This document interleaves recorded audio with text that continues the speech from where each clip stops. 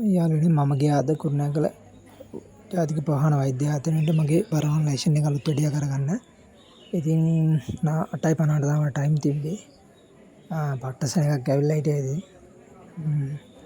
මම බැලුවා මට යන්න නම් වෙන්නේ නැති වෙයි කියලා. ඒත් එහෙම වුණේ නැහැ. මෙතනින් කරන්න යාළුවනේ ඉස්සරහම අර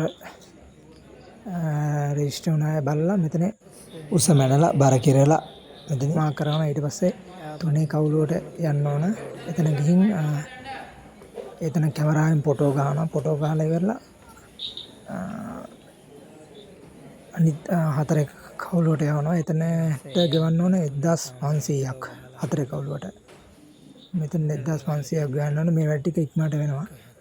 1500ක් ගෙවලා මේ යන්න ඕන පහේ කවුලුවට. එතන තමයි මේ ලේ හැම බලන්නේ. මේ එතන ටිකක් වෙලා ඔක ගෙවලා වුණාට පස්සේ එතන කතා කරනවා. මම ගියා ඔන්න ඔය පහේ කාමරේට. ගියා විතරයි මිස් කෙනෙක් කට්ටකින් යනවා ලේ ගත්තා. මේ යාළුවට නම් ගාණක් නැහැ අම්මා අපිට නම් රිදෙනවා ඉතින්. ඊට පස්සේ මේ ලේ කරගෙන ඉවරලා රිසිට් එකක් දෙනවා. ටික වෙලාවකින් හයේ කාමරේ කතා කරනවා මේ අපේ අර මෙඩිකල් එක ගන්න. කියන්නේ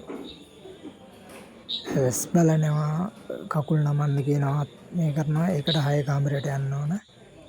ඊට පස්සේ හයේ කාමරෙන් ගියාට පස්සේ එතන වැඩ ඉවරනම් පස්සේ යන්නේ යාළුවනේ හතේ කාමරයට. හතේ කාමරය කියන්නේ එතන තමා කොහොම දෙන්නේ. මං යාළුවනේ මේ 8:50ට මට තිබ්බේ. මගේ මෙඩිකල් එක කරලා ඉවරනකොට වෙලාව 9යි ඔය බලන්න 9:30යි 9:00මාරයි. ටක් ගාලා මේ මෙඩිකල් එක නම් කරගන්න පුළුවන් වුණා. ඊට පස්සේ එතනින් සහතිකය දෙනවා අතන හතේ කාමරේ. සහතිකය අරගෙන යන්න ඕන යාළුවනේ මෙහෙට මේ කච්චේරියට. කච්චේරිය නම් යාළුවනේ පට්ට වෙලා ගියා. පට්ට පොලිමක් තිබ්බේ. එතන නම් කිසිම එකක් නැහැ. මාර ඉදිරියට වෙලා ගියා කුරුණෑගල කච්චේරියේ. මේ මෙඩිකල් එක ගන්නවා වගේ නෙමෙයි කච්චේරියේ. මේ එතන ඇතුලේ වැඩ වලට වෙලා යන්නේ නැහැ. ලේනසත් කට්ටිය ඉන්න හින්දා පොඩ්ඩක් එතන වෙලා යනවා. ඉතින් වැඩි මේ එනවනේ පට්ට පොලිමක් තියෙන කොහම හරි ඉතින් ලයිසන් එක අරගත්තා. ඉතින් යනකොට මම කොහම හරි 12ට විතර තමයි ඉතින් එළියට ආවේ ලයිසන් එක අරගෙන.